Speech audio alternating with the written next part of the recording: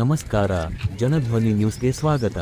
ಚಳ್ಳಕೆರೆ ನಗರದ HPC ಸರ್ಕಾರಿ ಪ್ರಥಮ ದರ್ಜೆ ಕಾಲೇಜಿನಲ್ಲಿ ಅಂತಾರಾಷ್ಟ್ರೀಯ ಮಹಿಳಾ ದಿನಾಚರಣೆ ಅಂಗವಾಗಿ ನಡೆದ ಕಾರ್ಯಕ್ರಮದಲ್ಲಿ ಚಿಕ್ಕಮಗಳೂರು ಜಿಲ್ಲಾ ಗ್ರಾಹಕ ಆಯುಕ್ತ ಅವರು ಮಹತ್ವದ ಸಂದೇಶ ಎಂದು ತಿಳಿಸಿದ ಅವರು ಅನ್ಯಾಯ ಎದುರಾದಲ್ಲಿ ಕಾನೂನು ಮಾರ್ಗದ ಮೂಲಕ ನ್ಯಾಯ ಪಡೆಯಬೇಕು ಎಂದು ಕರೆ ನೀಡಿದರು. ಇಂದಿನ ಸಮಾಜದಲ್ಲಿ ಮಹಿಳೆಯರು ಎಲ್ಲ ಕ್ಷೇತ್ರಗಳಲ್ಲೂ ಸಾಧನೆ ಮಾಡುತ್ತಿದ್ದರೂ ರಾಜಕೀಯ ಕ್ಷೇತ್ರದಲ್ಲಿ ಪ್ರತಿನಿಧಿತ್ವ ಕಡಿಮೆ ಇರುವುದನ್ನು ಅವರು ವಿಷಾದಿಸಿದರು. ಮಹಿಳೆಯರ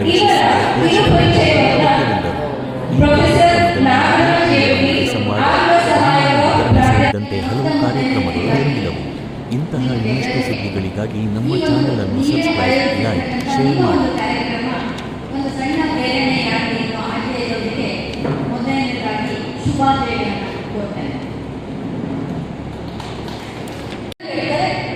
ಒಂದೇ ರೆಕ್ಕೆಯ ಬಲದಿಂದ ಹಕ್ಕಿಯು ಹಾರಲಾರದಷ್ಟೇ, ಒಂದೇ ರೆಕ್ಕೆಯ ಬಲದಿಂದ ಹಕ್ಕಿಯು ಹಾರಲಾರದಷ್ಟೇ, ಸದೃಢತೆಗೆ, ಸುರಕ್ಷತೆಗೆ, ಸರ್ವತೋಮುಖ ಆ ರೀತಿಯ ಸುಭಿಕ್ಷ ಮತ್ತು ಸುರಕ್ಷಿತವಾಗಿರ್ತಕ್ಕಂಥ ಸಮಾಜ ನಿರ್ಮಾಣ ಆಗುತ್ತೆ ಅಂತಾದ್ರೆ ಅದು ಸರ್ವತೋಮುಖ ಅಭಿವೃದ್ಧಿ ಆಗುತ್ತೆ ಅಂತ ನನ್ನ ಅನಿಸಿಕೆ.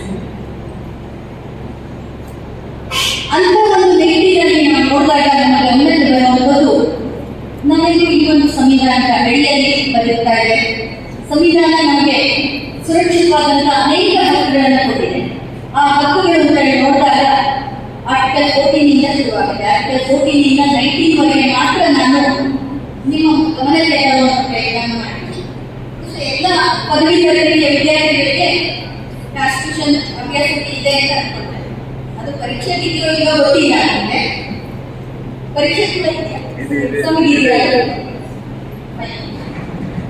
ಆದರೆ ಈ ಸಂವಿಧಾನದ ಅಡಿಯಲ್ಲಿ ರಕ್ಷಣೆಗೆ ಬದ್ಧರಾಗಿ ಸಂವಿಧಾನವನ್ನು ಓದಿಕೊಂಡು ಸಂವಿಧಾನದ ಅಡಿಯಲ್ಲಿ ಸಂವಿಧಾನಬದ್ಧವಾಗಿ ನಡೆಯನ್ನ ಅಥವಾ ಹೆಜ್ಜೆಯನ್ನು ಹಾಕ್ತಾ ಇರತಕ್ಕಂಥ ನಾವು ಮಹಿಳೆಯರಿಗಾಗಿ ಇರತಕ್ಕಂಥ ವಿಶೇಷ ಕಾನೂನುಗಳ ಬಗ್ಗೆ ಅದು ಕೂಡ ಪಿತೃಪ್ರಧಾನವಾಗಿ ಬೆಳೆಸಲಿರ್ತಕ್ಕಂಥ ಸಮುದಾಯವಾದ ಸಮಾಜದಲ್ಲಿ ಈ ಒಂದು ಜಾಗೃತಿಯನ್ನ ಮಹಿಳೆಯರಿಗೋಸ್ಕರ ಸಂರಕ್ಷಣಾತ್ಮಕವಾಗಿ ಇರತಕ್ಕಂಥ ಪ್ರೊಟೆಕ್ಟಿವ್ ಆಸ್ಪೆಕ್ಟ್ ಇಂದ ಒಂದಷ್ಟು ಕಾನೂನುಗಳನ್ನ ಜೋಡಣೆ ಮಾಡಿರ್ತಕ್ಕಂಥದ್ದು ನಾವು ಗಮನಿಸ್ತೇವೆ.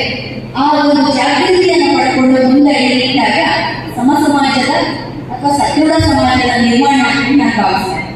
ಹಾಗಾಗಿ ಸಂವಿಧಾನದ ಹಕ್ಕುಗಳು ಅಂತ ನಾವು ಗಮನಿಸುವಂತಂದ್ರೆ ಆರ್ಟಿಕಲ್ 14 ಸಮಾನತೆ ಹಕ್ಕು, ಆರ್ಟಿಕಲ್ 15 ಲಿಂಗದರಿಗೆ ಅಸಮಾನತೆಯನ್ನು ಕೊಟ್ಟು ಲಿಂಗ ಸಮಾನತೆಯನ್ನು ಸಾಧಿಸುವಂಥದ್ದು, ಆರ್ಟಿಕಲ್ 16 ಉದ್ಯೋಗದಲ್ಲಿ ಸಮಾನ ಅವಕಾಶ, ಆರ್ಟಿಕಲ್ 21 ಎಲ್ಲೂ ತುಂಬಾ ಸಲ ಉಲ್ಲೇಖ ಮಾಡ್ತಾನೆ ಇದೆ, right to life and liberty, ಜೀವಿಸುವ ಮತ್ತು ಸಮತೆಯ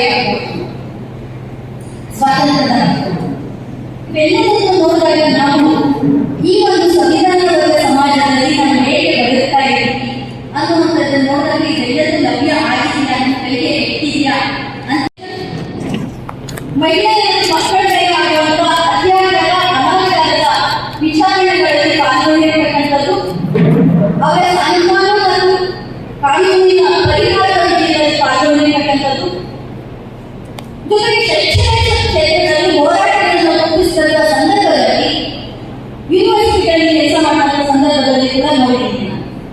ಎಲ್ಲಿ ಹೆಣ್ಣುಮಕ್ಕಳು ಕೆಲಸ ಮಾಡ್ತಾ ಇದ್ದಾರೆ ಆ ಕ್ಷೇತ್ರದಲ್ಲಿ ಭ್ರಷ್ಟಾಚಾರದ ಪ್ರಮಾಣ ಇಲ್ಲ ಅಂತ ನಾನು ಹೇಳಲ್ಲ, ತುಂಬಾ ಪರಿಣಾಮಕಾರಿಯಾಗಿ ಕಡಿಮೆ ಇರುವಂಥದ್ದನ್ನು ನಾನು ನೋಡ್ತಾ ಇದ್ದೀನಿ.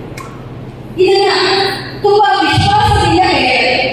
ಎಲ್ಲ ಕ್ಷೇತ್ರದಲ್ಲಿ ಮಹಿಳೆಯರಿಗೆ ಕೆಲಸ ಮಾಡುವಂಥ ಯಾವುದೇ ಕ್ಷೇತ್ರ, ರಾಜಕೀಯ ಇರ್ಬೋದು, ಶಿಕ್ಷಣ ಇರ್ಬೋದು, ಉದ್ಯೋಗ ಇರ್ಬೋದು, ಅಥವಾ ಯಾವುದೇ ಕ್ಷೇತ್ರದಲ್ಲಿ ಇರ್ಬೋದು, ಸ್ವತಂತ್ರವಾಗಿರ್ತಕ್ಕಂಥ ಖಾಸಗಿ ಕ್ಷೇತ್ರಗಳನ್ನು ಕೂಡ ಮಹಿಳೆಯರು ಪರಿಣಾಮಕಾರಿಯಾಗಿ ಸದೃಢವಾದಂಥ ಕೆಲಸ, ಉತ್ಕೃಷ್ಟ ಮಟ್ಟದ ಕೆಲಸ, ಜೊತೆಗೆ ಭ್ರಷ್ಟಾಚಾರವಾದ ರಹಿತವಾದಂಥ ಕೆಲಸವನ್ನು ಮಾಡ್ತಾ ಇರುವುದನ್ನು ನಾನು ಉಲ್ಲೇಖನಾದ ಅಂಶವಾಗಿ ಪರಿಗಣಿಸ್ತೇನೆ. ಇದಕ್ಕೆ ಒಂದು ಅಧ್ಯಯನವನ್ನು ಕೂಡ ಮಾಡಿ ನಾವು ಮೈಸೂರು ವಿಶ್ವವಿದ್ಯಾಲಯದ ಜೊತೆಗೆ ಒಂದು ಅಧ್ಯಯನ ಮಾಡಿ ಮಹಿಳಾ ಆಯೋಗದ ಜೊತೆಗೆ ಅಧ್ಯಯನ ಮಾಡಿ ಸರ್ಕಾರಕ್ಕೆ ಸಬ್ಮಿಟ್ ಮಾಡಿರ್ತಕ್ಕಂಥ ವರದಿ ಕೂಡ ನನ್ನ ಆ ವರದಿಯನ್ನು ಆಧರಿಸಿ ಈ ವಿಷಯವನ್ನು ಹೇಳ್ತಾರೆ. ಹಾಗಾಗಿ